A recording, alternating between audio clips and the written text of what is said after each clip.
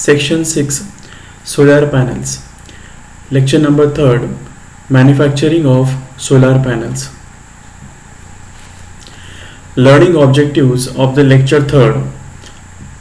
Learner should able to recognize the selection criteria for solar panel. Learner should able to understand the components of solar panel. Learner should able to calculate number of solar cells as per requirements.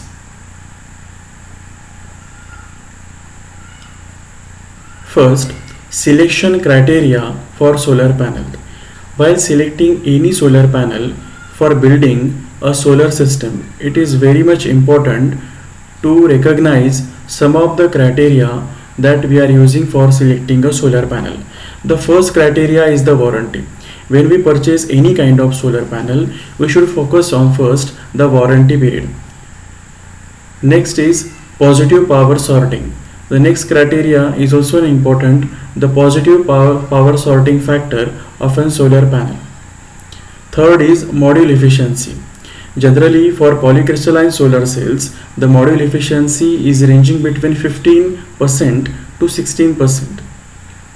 For monocrystalline solar cell, the module efficiency go up to 16 to 20% up to the range. Next is lifetime energy yield.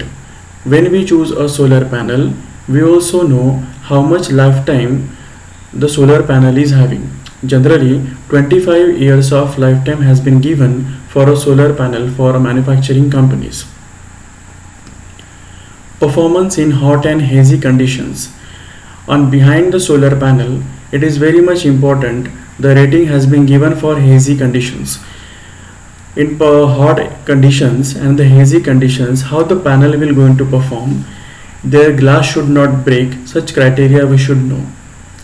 Next is the durability. The durability of a solar panel is very much important. In the wind load it should carry and some amount of excess load it should carry, that durability solar panel should have. Reliability.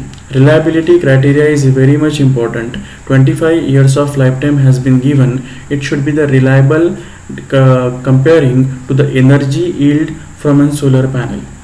Field performance. The panel is generally working on a field with different temperature conditions. Under the laboratory, it has been tested at 25 degrees centigrade and 1000 watt per meter square irradiance level of a sun, but in actual condition it is not like that. So therefore the efficiency parameter is also going to decrease or increase. So the field performance of a panel is very much important. Potential induced degradation. Potential induced degradation is an important criteria for choosing a solar panel. In the later lectures we are detailed discussing about this factor. Corrosion resistance. The frame which you are using for a solar panel is generally made up of aluminium frame, so we must choose one's precautions while choosing this frame. So the corrosion resistance, this parameter is also important to understand the panel working and the panel durability. Dimensional tolerances. The focus on the dimension tolerances has been important according to the space point of view. Whenever we are fitting the solar panel, we are generally building and mounting structure. That time dimensional tolerance and dimensional value we must know. Fill factor. Fill factor is the maximum power that solar panel can give divided by the short circuit and open circuit voltage. In earlier lecture we have seen that this fill factor is also very much important according to the energy yield point of view and efficiency point of view of a solar panel. One by one we will see the component of solar panel, how the solar panel is made. First component is the aluminium frame. In aluminium frame we are fitting the solar cells, EVA cells, tempered glass and all that. Second is a tempered glass. Basically a solar cell is a metal structure. Basically solar cell is a thin wafer type of structure. On this solar cell we are putting the encapsulant EVA sheet. Over the solar cell we are putting the encapsulant EVA sheet. On the rear side also we are putting the encapsulant EVA sheet. So this solar cell, which is a thin wafer, has covered with the two sheets. Back sheet is a EVA sheet, next is the again EVA sheets. Over that we are putting the tempered glass to protect a solar cell from the outside environment. Over that we are putting this aluminium frame. On the back side also, behind the EVA sheet, we have a backside has been provided, that is a base structure, and below that a junction box has been provided. So basically on the middle side we have a solar cell, number of solar cells. Solar cell front and back is packed with the EVA sheet, that is an encapsulant sheet. Back side we are provided a support, that is a back sheet. Over the EVA sheet we are putting the tempered glass to protect a solar cell from the outside environmental condition, and this whole structure has been packed in the aluminium frame to protect it.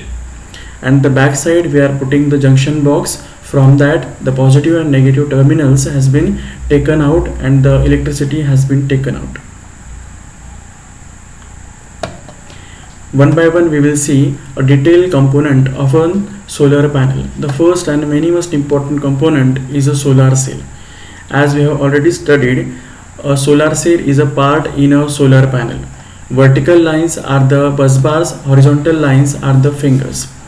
There are several different sizes of solar cells and configuration available, which offers different levels of efficiency and performance, including half cut and the split cut cell type structure, multi bus bar type of structure, and more recently shingled cell and bus bar less solar cell using thin overlapping of wafer strips. There are multiple types of solar cells. Out of that, anyone can be used to manufacture a solar panel. Basically, the performance of a solar panel is determined by the cell type and characteristics of silicon used, with the two main types being monocrystalline and polycrystalline type of solar cell. Most residential solar panels contain 60 mono and polycrystalline cells. These linked together via bus bar in series to generate a voltage between 30 to 40 volts depending on the type of cell that we are using. Larger solar panels used for commercial system and utility scale solar farms contain 72 or 96 cells in a series and in turns operate at an higher voltages. According to the system requirements of an panel, the solar panel is getting manufactured by connecting a solar cell in series.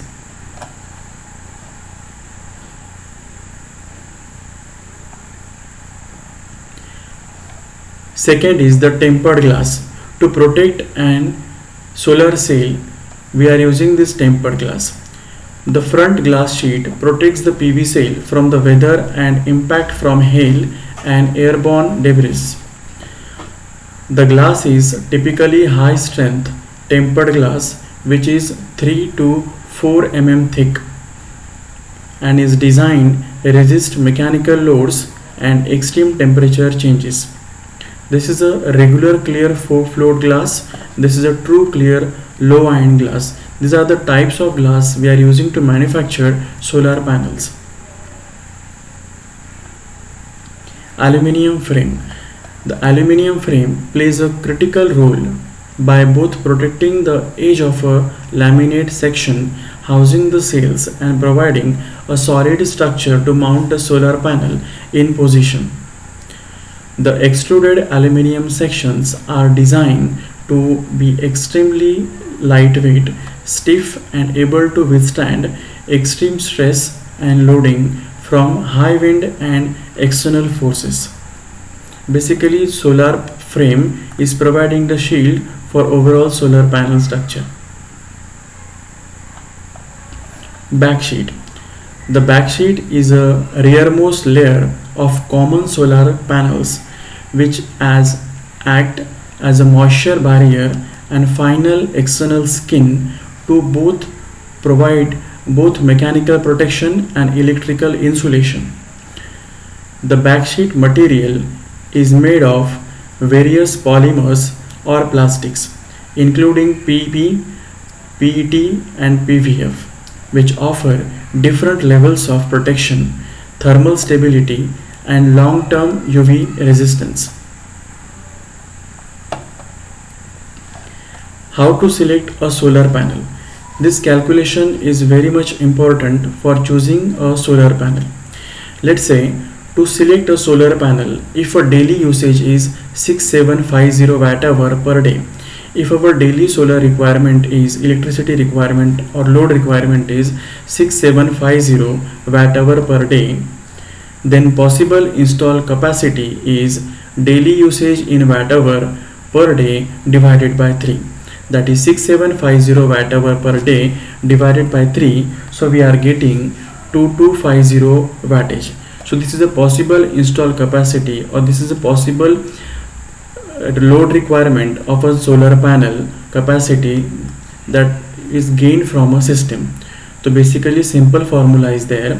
Possible install capacity is daily usage in watt hour per day divided by 3. From this we got 2250 watt. So number of panel required is the possible install capacity divided by panel rating. So possible install capacity is 2250 watt of peak divided by, if we are using a panel rating of 325 watt peak, then it is getting as 6.92. 6.92, so you can use 6 number of solar panels or 7 number of solar panels.